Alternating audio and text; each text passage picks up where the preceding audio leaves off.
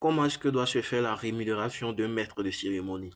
Ça, c'est des questions qui reviennent le plus souvent lors de mes formations maître de cérémonie ou lors de mes masterclass, des coachings et autres.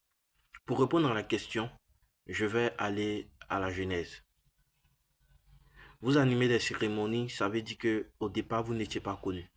Donc, au fur et à mesure que vous allez être connu, votre rémunération sera fixée en fonction de cela. Donc, c'est à vous de vous professionnaliser, de structurer votre rémunération en fonction de votre statut avec les preuves à l'appui.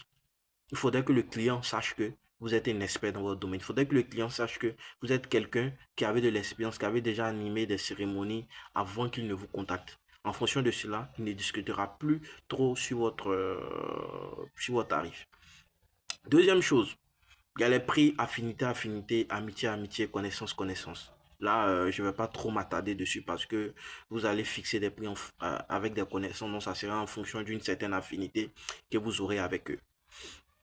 Deuxième chose, il y a des personnes qui, peu importe votre statut, ils ne vont pas respecter le tarif que vous voulez avoir. Donc, libre à vous d'accepter ce qu'ils vont vous proposer et libre à vous aussi de ne pas accepter et de rester focus.